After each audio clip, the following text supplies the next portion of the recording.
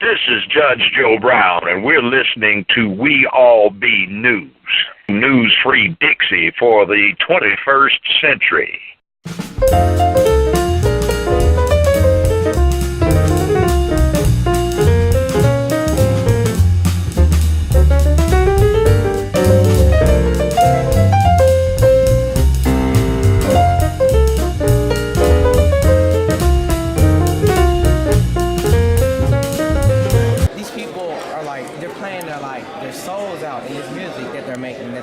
Attempting to make, right? I'm pretty sure this is their conductor right here, am I correct? Yes, sir. Right, and I feel like this conductor, whatever is going on inside of his head, is he's trying to commit to everybody else that that's what he wants them to play.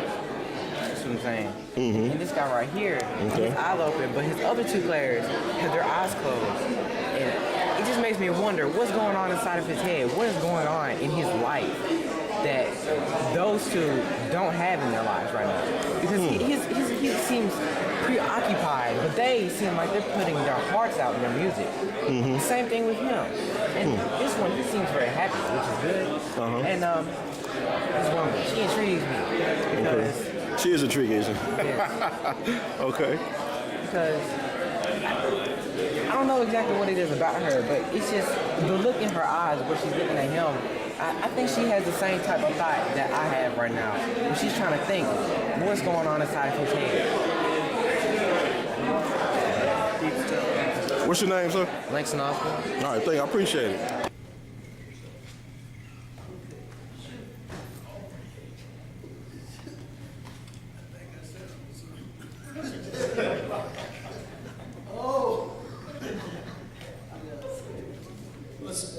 Let's start with what we just heard. Ron, you've done a lot of research on Jimmie Lunceford and are a huge advocate for Lunceford. We have a lot of people who know a lot about Lunceford. There's a lot of students here too from local high schools. What's special about Lunceford? Why should we know about it?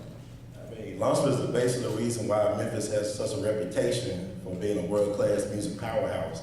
I mean, he started something at Manassas High School back in the 20s that was simply phenomenal in terms of that he actually volunteered to start music education, and it ended up being the foundation for music education in the Memphis City schools. And what you have just saw was from 1936, and basically all the people you saw in that band were members, some of them were members of Manassas High School band, and his buddies from Fisk University. And he was known as the greatest swing band of his era. You know, people like Glenn Miller and Jimmy Dorsey and all them guys wanted to be Jimmie Lunceford. Even though he's a black man back in the 20s and 30s and 40s, he had white guys that wanted that sound because it's just a phenomenal sound. And you think about, people like Mr. Emerson Abel are the children of Mr. Lunceford. And I will actually say that Mr. Lunceford is more important to Memphis music history than W.C. Handy was, because he started music education. What's staggering about that is that, from all accounts, Lunceford was probably the first jazz educator in the world because he got the job to teach football and started the band. And teaching English. In English, right? And then brought what he knew. So he's teaching. English, not Ebonics. Yes. Yeah. Tell us. Tell us as a student of Manassas, the sort of the legacy of Jimmie Lunceford, who you knew, who was in the band. Okay. First of all, I am a graduate of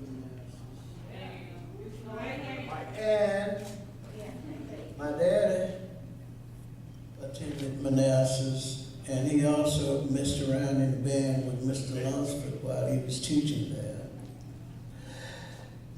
And my grandmother attended Manassas. So in essence, I don't even go to school but Manassas, because I put some time in there myself as a student and also as a band director. Several of the guys that my father used to tell me about, as mentioned here, Mr. Lunceford did much for the North Memphis community musically. He did much for Memphis music. He also did a whole lot for setting the style in which musicians played. In other words, everything was straightforward before Jimmie Lunceford. And this is when we start getting the swing of the instruments. Bring the mic back. Okay. Doing little strange steps while you were playing the instrument. Also, he had a lot of people in his group that did a little bit more than play the instrument. Now, each and every time Mr. Lunceford would come to Manassas, he would always, when I say Manassas, I meant when he would come to Memphis, he would always come to Manassas with his band. And they would do a concert. And if your parent were like my father, who thought that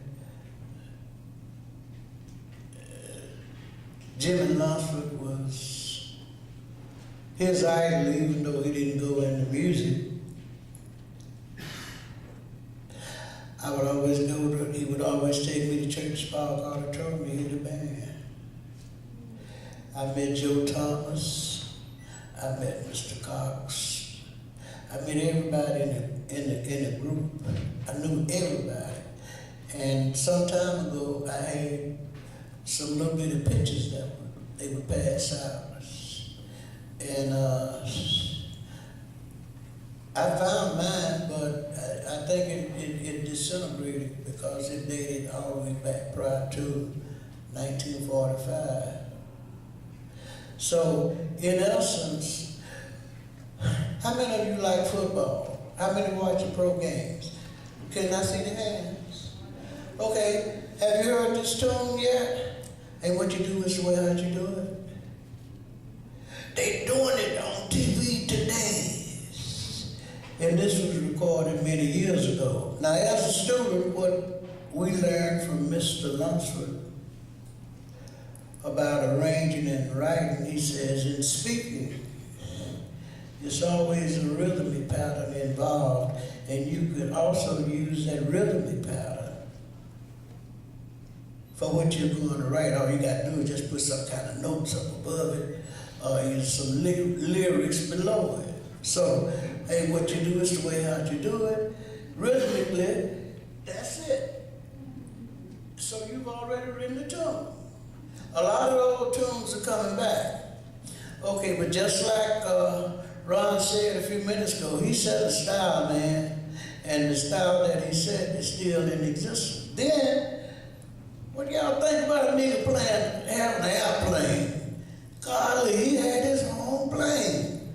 Now that was just too much and fudge. I mean, that was too much, man. I mean, one time my wife was flying to Nassau and she got to Atlanta, and they had a palette of color, and she waited for the next flight. So I just wonder what would happen if Mr. Lunceford's band had done it. Now, his band looked real strange because he had Jimmy Swift. Some of the guys in Memphis stayed with Lunceford, but he went back to Nashville to Fish to pick up some additional players like Willie Smith. And if you saw Willie Smith, The microphone. if you don't leave me alone.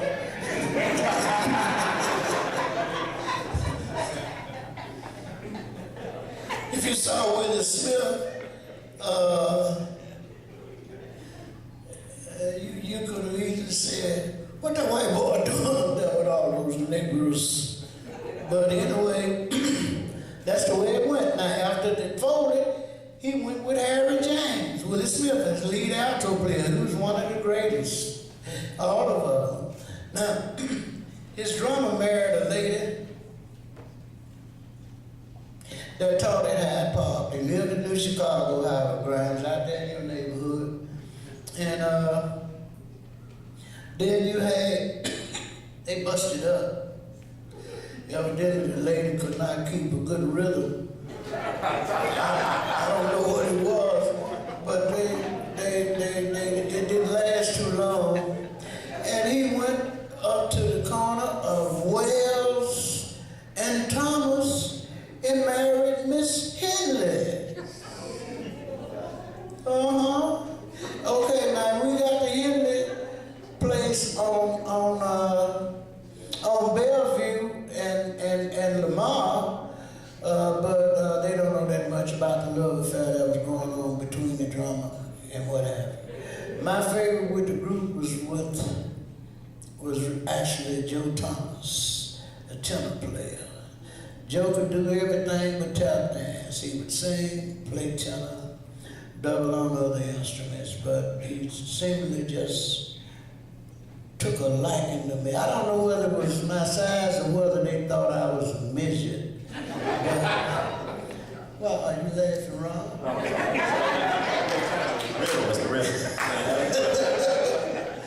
But anyway, my father could tell some stories about while he was there. He always was impressed with the way that he dressed, and in view of the fact that he was an English teacher,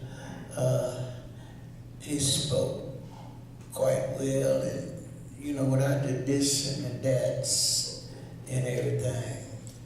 And again, I have a little thing here that I'm going to pass out about Manassas High School, and I could talk on about Manassas.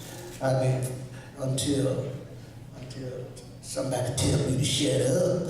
But man, I'm telling you, that was the greatest school in Memphis. Let's talk about that. Let's talk about your time as a student in Manassas and with Professor McDaniels. Okay. After Mr. Lunceford left, we had several more people involved. We had a Mr. Love that took over the band, and you had a dentist where a lot of the guys, his office was on the corner of Auction and Market. And that's where they would go and take private lessons. Then Mr. Hayes hired Cato Walker. Now some of you might know not this Cato Walker, but the other Cato Walker. Now both of them are dead. You understand? But the old man lived in Smoker City, and the Cato that was working with Beale Street Development, that's his son. But Cato the fourth, I think that's what it is, ended up teaching the band at Manassas. After that, things disappeared. We ended up with a drum and bugle corps, a bunch of little girls beating drums and blowing bugles, and that just only lasted briefly. And I think they got pissed off because Booker Washington band went to bugle corps went to New York for the Elks Parade, and Manassas could always outdo Booker Washington, but they did not have the political clout or pull to get there. But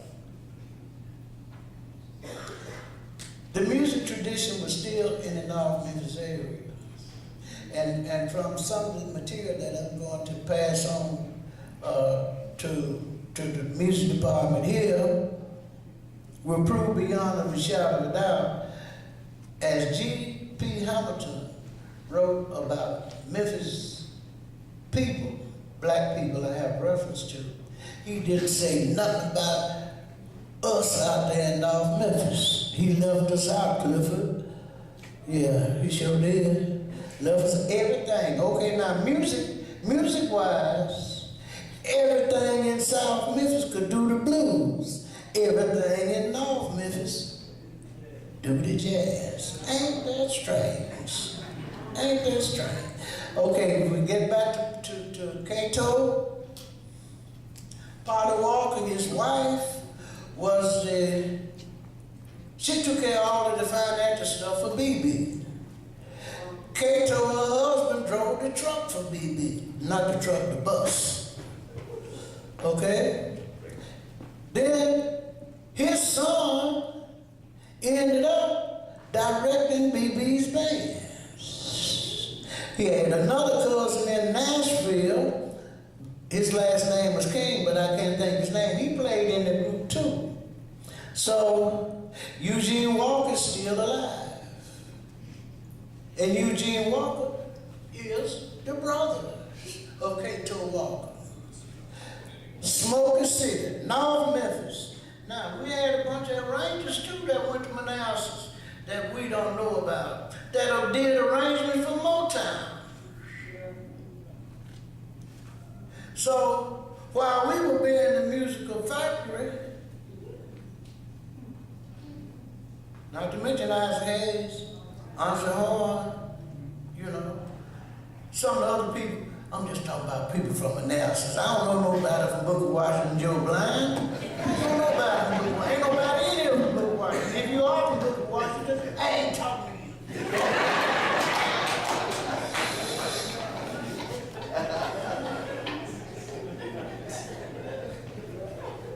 Mr. Abel, you know that Jimmie Lunceford's wife is from Booker T. Washington. She taught English. Say what? Jimmie Lunceford's wife is from Booker T. I Washington. know it. My mama was a good friend. Right. Christian Tully Washington taught English there. It didn't make no difference. My mama went to Booker Washington. I didn't, you know, she was okay.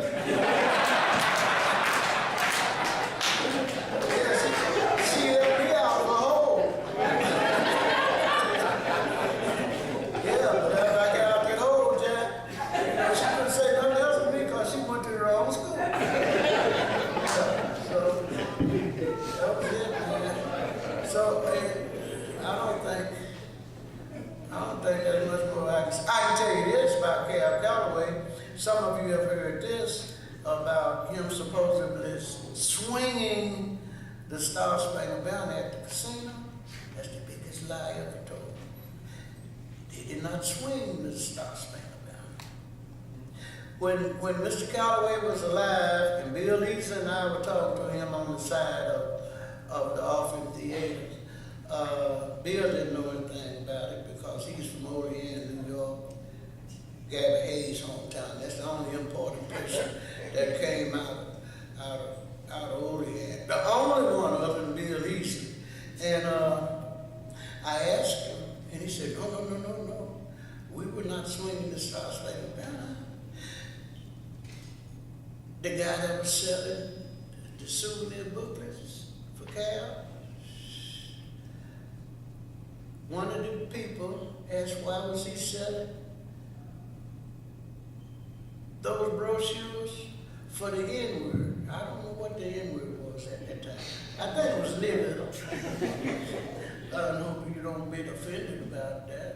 It's a sweet word. It's just, you can use it sometimes, not in good taste. But when the fight started,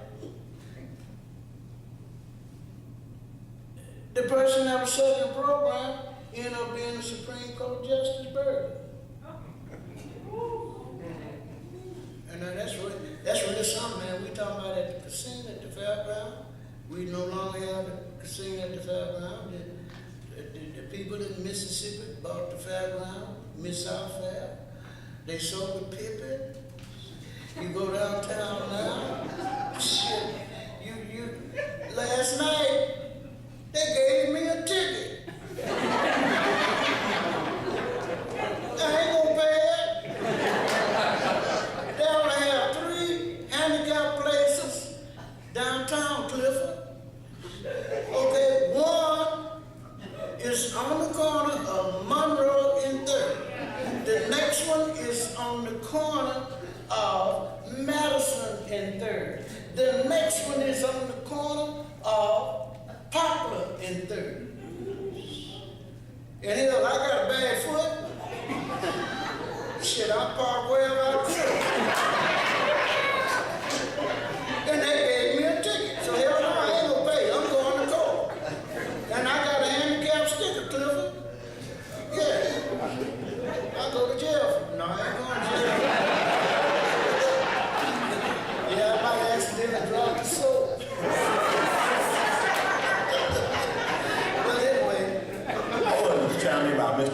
too. I mean, education was very important. Like Mr. A.L.L pointed out, he was very into his look, presentation-wise, articulation, command of the English language. He's an interesting story because he was born June 6, 1902 in Fulton, Mississippi.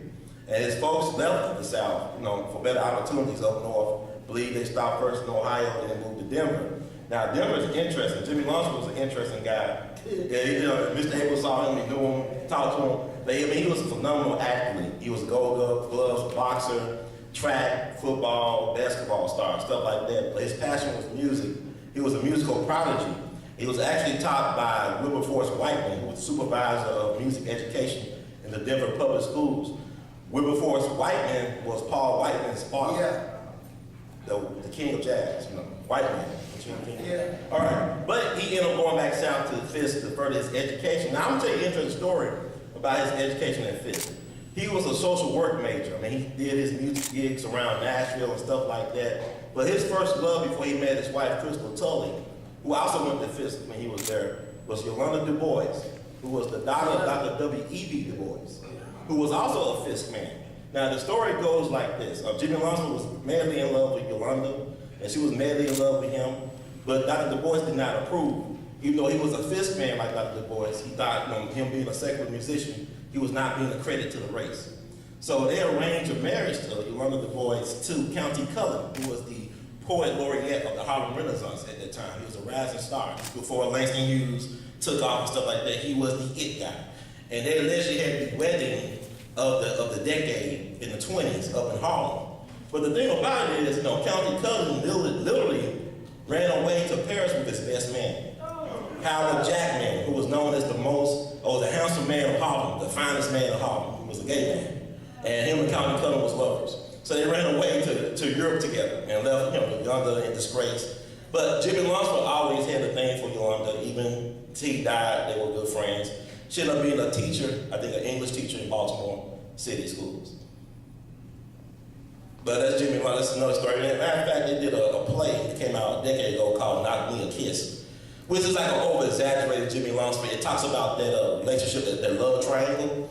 But this is not the Jimmie Lunceford that, people that I talked to that actually knew, like Mr. Emerson Abel, Catherine Perry Thomas, and Gerald Wilson, who's still alive, almost 100 years old. This was not the Jimmie Lunceford that we knew that didn't curse, didn't swear, did not drink, was a teetotaler, as you say, was a square. So this Jimmie Lunceford was very exaggerated, but that's something to know. And also, I would say about Memphis, people always make a big deal about New Orleans and stuff like that. But it was for the M-Town to be no Satchmo. So why I tell you that is because Louis Armstrong's second wife was Lil Hardin Armstrong. She was from Memphis. I think she actually went to Fisk. And she actually got him started on his solo career. When he went up north to Chicago to play for West Metro and King Oliver, she was the band pianist. And she saw the potential of Louis Armstrong. It's the story where she says that King Oliver knew that Armstrong was better than him at trumpet, and he kept him sacking trumpet because he knew that he kept him sacking in the band, he would never become the major star that he became. But it was a black woman from Memphis that saw his potential and told him to quit King Oliver band, got him started on his band, got him booked with Fletcher Henderson of New York. Before he came to New York, the #1 black trumpet player was Johnny Dunn, who was from W.C. Handy's band, another Memphian. And the guy he ended up playing for when he left King Oliver, he came to Chicago after he left King Oliver, was Erskine Tate. Where was he from? Can y'all guess? Memphis. He was born in Memphis, right? He played for the Vendome Theater for Erskine Tate's orchestra, and that's where W.C. Handy heard Louis Armstrong. So Memphis' connection in jazz history is very deep. One of the best Dixieland clarinet players was Buster Bailey, who was from Memphis and played for W.C. Handy. So you got all these Memphis roots everywhere. Something about these river towns, like New Orleans, Memphis, St. Louis, even Davenport, Iowa. Who's from Davenport, Iowa? Big Spiderwick, right? And you heard Louis Armstrong come out the stretch for the steamboat line out of St. Louis.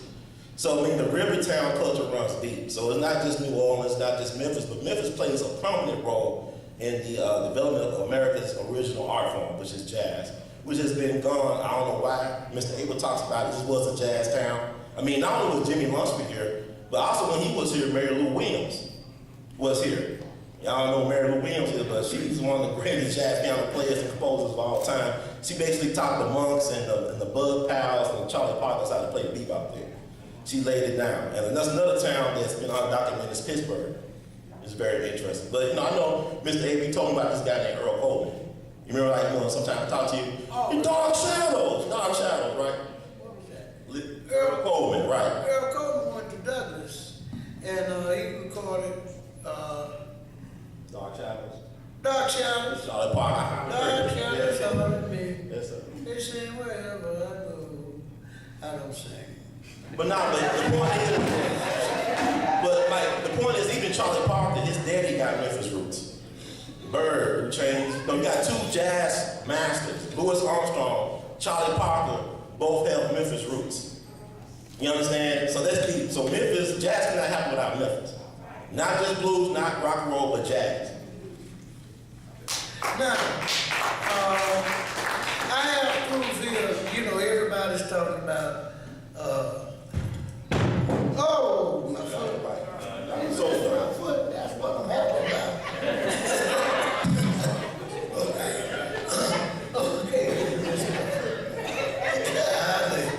I would have died right here. I have proof here.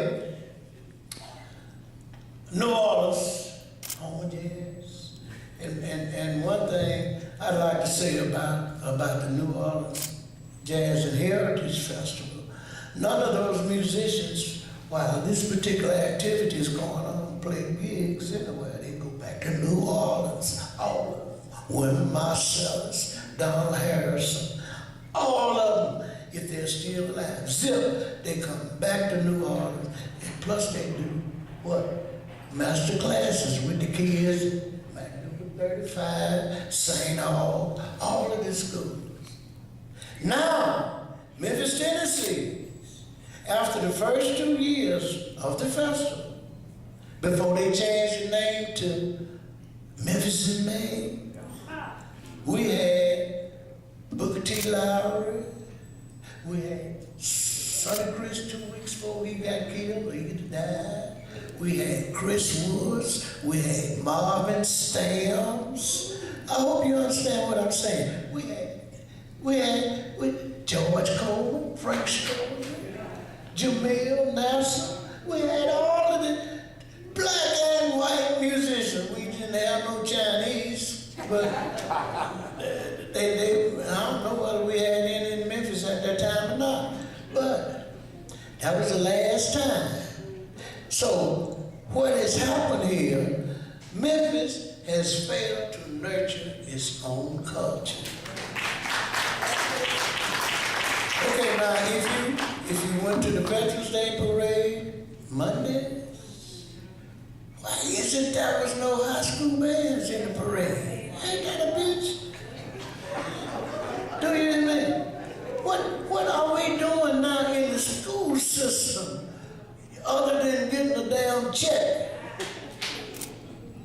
Howard Grimes, will you please stand? I can tell you much about him. Howard was the the man behind the rhythm at Stax. However, before then, I used to let him out of my class so he'd go up on Thomas Street and hang out with Chips Longman and make $6 or $7. But then we had a little sex thing going on down there at what they call Stax, S-T-A-X. And he was replaced by Lil Al Jackson. And look, guess what Lil Al did? Played Howard's beat. See, so these are some of the mysteries in music to me. Some. We see some of the musicians. You sit down, Howard. And then Howard was playing with me while he was in high school. Yeah, we were playing. You remember the River Mom? Yes. It's the Snowden home. It's where Prince Mungo used to live over there in Central. Yeah. And our greatest customers was Robert Mitchell, the movie star. And when he come in the basement, he came in. He had his pop pipe was as big as a foot tub, and he would fill it up with marijuana. And everybody didn't know they was high. And he just laughed. All he wanted us to do is keep on playing Tuxedo Junction. Ain't that right? I'm a boogie bear. Now, about the book that was written by a Fisk professor, I have it at home. It was written in 1936. He didn't even mention Mr. Lunceford. That was a surprise. We had other groups. We had like the Knights of, it was an organization like the Elks, Knights of Pythians, whatever. And we had several groups after Mr. Lunceford to carry on the tradition. You had people like Ike P. Ryan, Leandra Moody, Yancey. I don't know whether he's related to the non-trumpet player. Johnny is. I was just kidding, Johnny. But no, I wasn't. But anyway, we had a lot of people. We had a lot of people. And guys would come back, like George Lawson, you know, and Frank had been here. We trying to get George. People leave Memphis with a bad taste in their mouths. Yeah. And I came back with what I thought was a good taste, but as the years materialized and passed me by, I started getting angry. This little note right here was given to me by the Film, Tape, and Music Commission, and this is one of the first big disappointments. One of the mayors, I can't think of which one it was. I think it was Jim Robb or something. But they gave his son, who had just graduated from Southwestern, a big job with the Beale Street development thing pertaining to music. And my comment was, hell, you don't know nothing about Memphis music. And guess what happened? They told me I could no longer be on the Film, Tape, and Music Commission. Wow. Because of the statement. I didn't give a damn. But at least I told them, you know, you can only be on this committee for 4 years. I said, but you know, where the bylaws? Ain't nobody showed me shit. You know, ain't nobody told me nothing. So I said, well, you know, you do. And I left. Okay, the other thing is, with all due respect to what they're doing, with the notes on Beale Street, I think it would have been better had they done it in chronological orders. And as you go down Beale Street, another thing that I totally resent, now when and if they ever put the note down for me, that sucker gonna be shining every fucking day. But you go to California, the stars on the street, man, they ain't never dirty. Clifford, they ain't never dirty. So whoever's cleaning up King's Palace, hell, let him bring his broom and his mop out there and shine that note. See, these are just, oh, the other thing is, and I swear, I ain't gonna say nothing else after this. I ain't gonna say nothing else. Oh, man. Let me tell you this. I've been to most of the notes, and I've gotten kind of peeved with some of the notes on the street, but, you know, hell, I ain't the one that's in charge. But, did you notice last night Johnny B. Walker was not there? You know Johnny B. Walker? Yeah. She's not what I really call a handsome lady. She is ugly. That's because she didn't show up. For no could tell, I looked through the audience. She's the lady. That's up with the Music Commission. How the hell can you have somebody over the Music Commission when you got something going on like this that's pertaining to music, they don't have time to show. So I told him through, man. I've been pissed off a long time. Yeah, that's fair. There's one good thing that happened with the brass notes is that we gave you one last night. So, I know.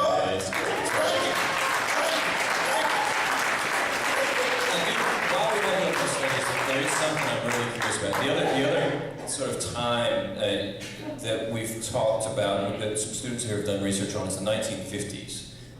This was just after your time as a student, just before your time as band director, when Matt Garrett was the band director. And I talked to Matt Garrett a couple months ago in Michigan.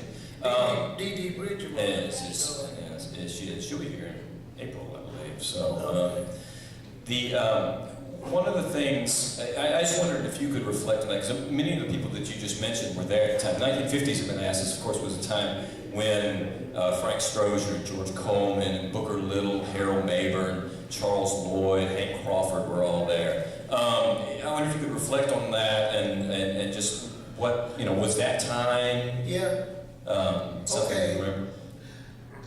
Being from the Klondike area and little brother, well, baby brother, that's what we call him, lived right behind me on Speed. He lived, Frank Strozier talking about, a beautiful sister by the name of Mary Ann Clifford. Don't you laugh. But anyway, I started Frank off in the 6th grade. He was not going to Klondike, he was going to St. Anthony. And Frank also played piano. Mrs. Strozier played piano. Mary Ann played piano. They're from a musical family, see. Oh, but Mr. Strozier would go to World News every Sunday and look at pictures of naked women. But he asked me, I know these people, man. So I'm just, I ain't lying, I'm going to hell for none of them. But George Coleman took lessons. Well, actually, George was self-taught. And his brother was in the band with me at Manassas, an excellent saxophonist. And he didn't teach George either. George Coleman was self-taught. He was not in the band at Manassas. He played football. Okay, you got Harold Mayburn. Harold Mayburn came to Manassas from Douglas. He was playing baritone horn in Douglas High School band. But of course, he also played piano. But see, the thing about it, a lot of people were coming to Manassas because Anza Horn was there. And Anza was then a monster, and even though he has passed on, in my mind, he's one of the greatest of my. And I have a picture now of Anza went to Manassas too. I'm sorry, I forgot to tell you that. But on Quincy's 19th birthday, I really don't think Quincy knows his right age. But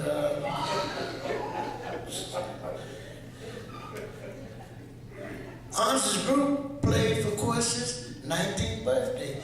At that particular time, they were all with Lyle Hampton's group. And I have the picture. They called Anza, his nickname was Bumps, because he had, what's that disease? A skin disease when you got them knots on your face. Attn or something. But anyway, it finally cleared up. But he taught Quincy. Now, don't look at the bullshit that's in Downbeat magazine, which says that he went to Berkeley. Hell no, he didn't go to Berkeley. He went to Anza Horn. He got all of his stuff from Anza. Anza helped a lot of us here. Okay, take for instance, I'm talking about Howard, but Richard Pistol Allen, the drummer for Motown. His beat, he's dead now, But he's from Manassas. Boy, I hate to call all these guys from Manassas, man. Call some of you from Booker Washington and what school did you go to, man? Overton. What? Overton. I was in the art music. How they spell it?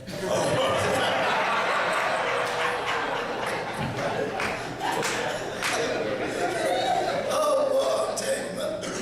But Prince Gabe, some of you might know him. Yeah.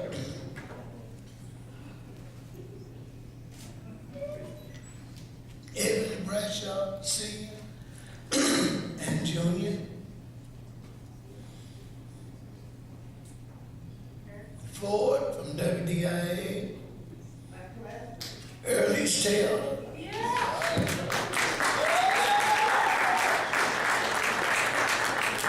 Edward Lewis Smith.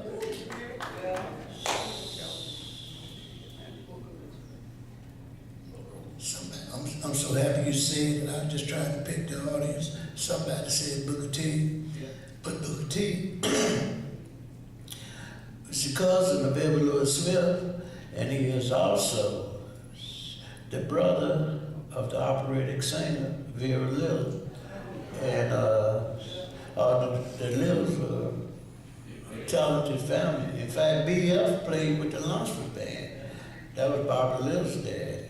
So, okay, I see you looking at your watch, man. I see you. So I'm gonna shut up. Okay. But anyway, I've enjoyed being here.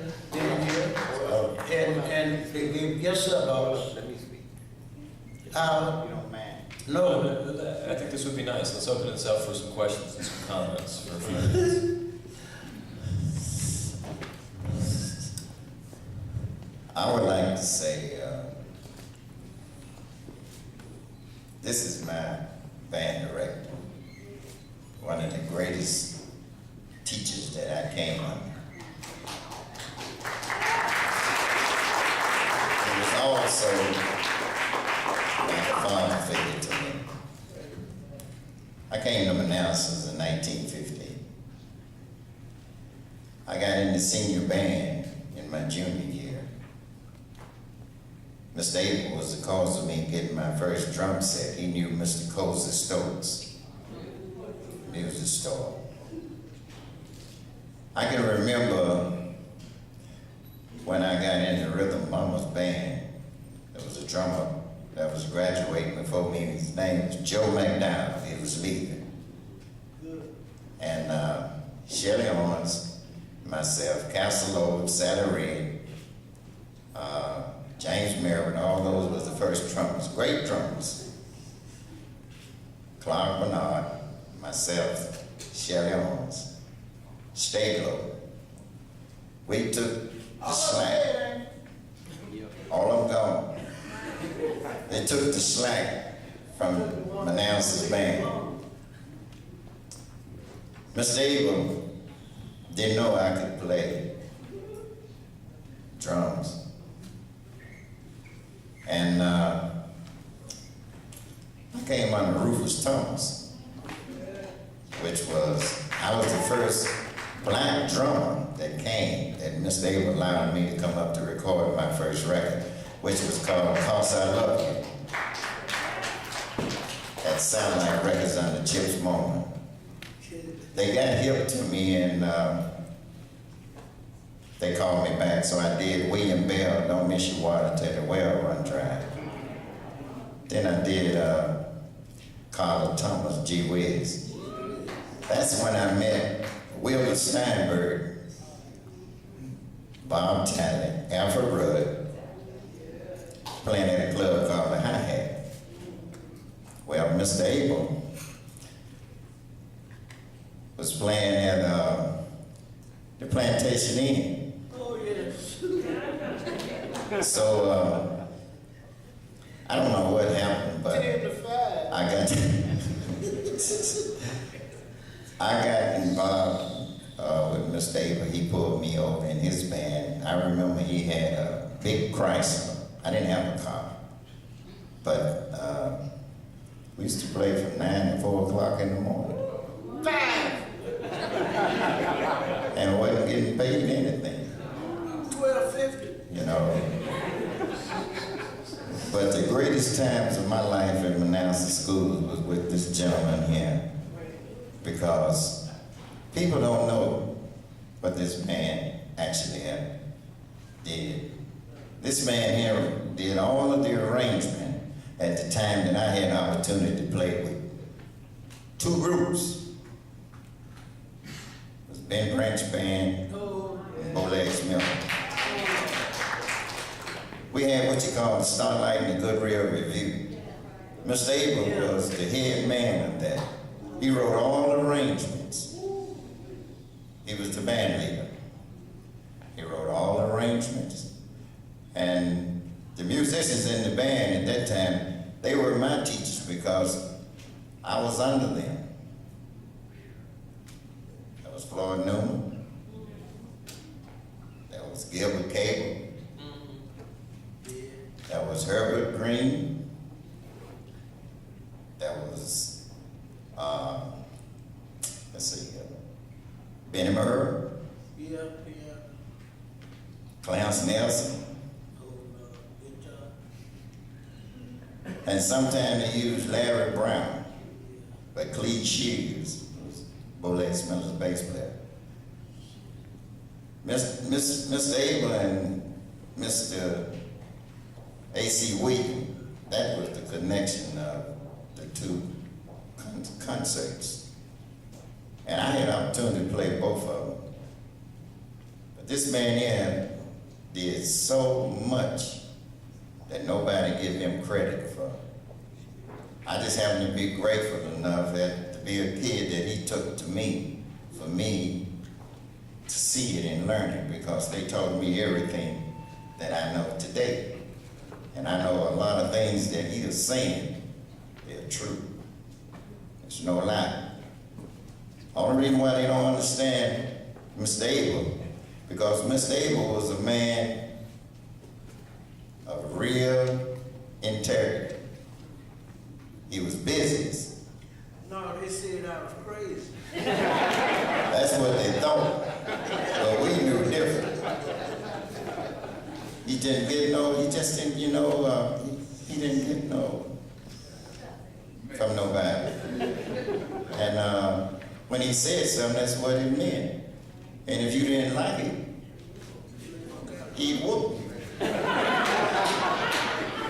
Because he would let you know.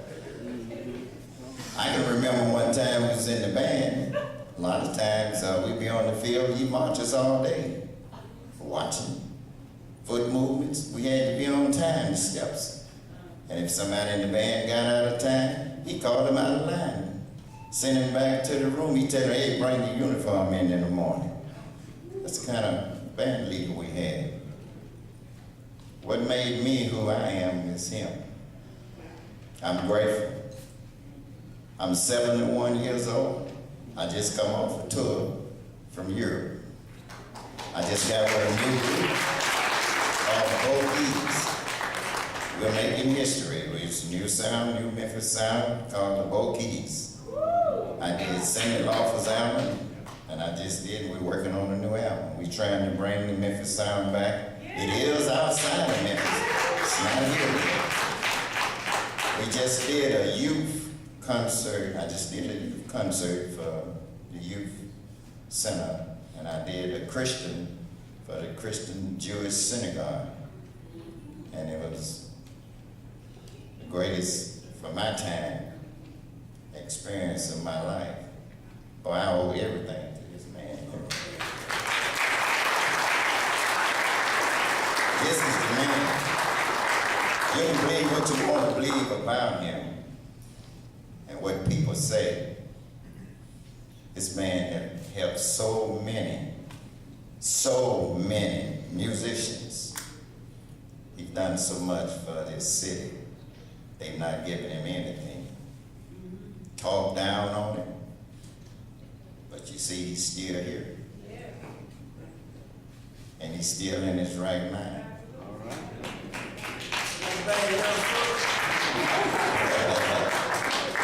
So I wanted to say this because this is an honor and a privilege and a blessing to me to come out to serve my band teacher, my band director. And I want all of you all to know that Mr. Abel, sir, I appreciate you, love you.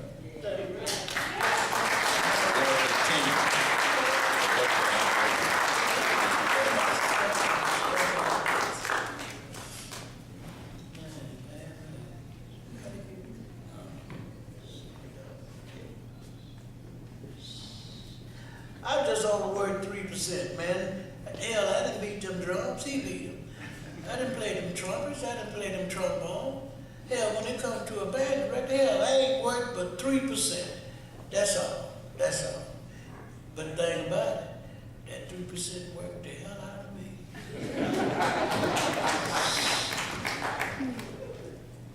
That's what people don't understand about the entertainment. And then you get messed out of your money. You be in the union, and the next thing you know, when you get old and want your retirement, they tell you ain't vested. What the fuck are you talking about? I ain't vested. And I've been paying you all this money.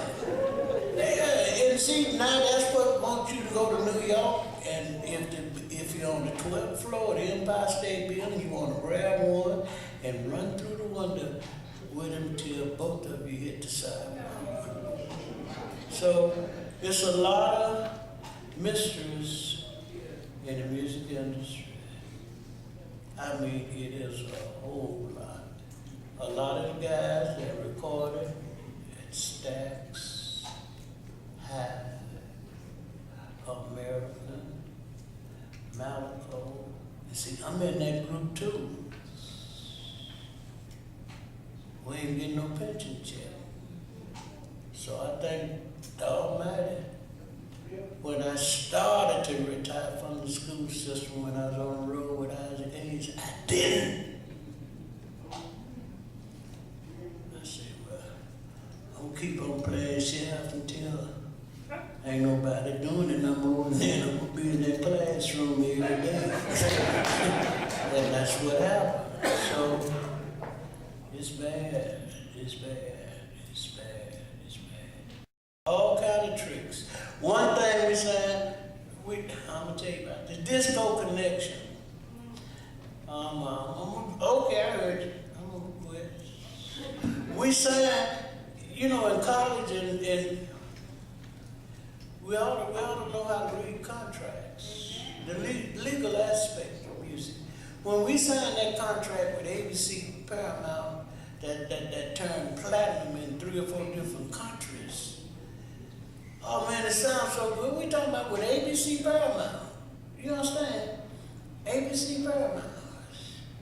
But that second paragraph, guys, whereas.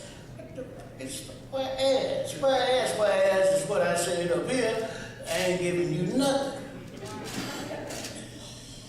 Okay, now for Truck Turner with Isaac Hayes, Two Tough Guys with Isaac Hayes. Last year, from the Film and Music Commission in California, they sent me a check for $10.49. And me with my dumb behind, guess what I did? I sent them back to them. This year, they decided to improve the antes. They sent me a check this year for $22.49. And me and my dumb self, I went in my pocket, got me 47-cent check, put it on the envelope, and sent the damn check back to them, because they can cheat me out of my money. I don't want it. And so, that's just part of me. And the only thing I do now is whistle.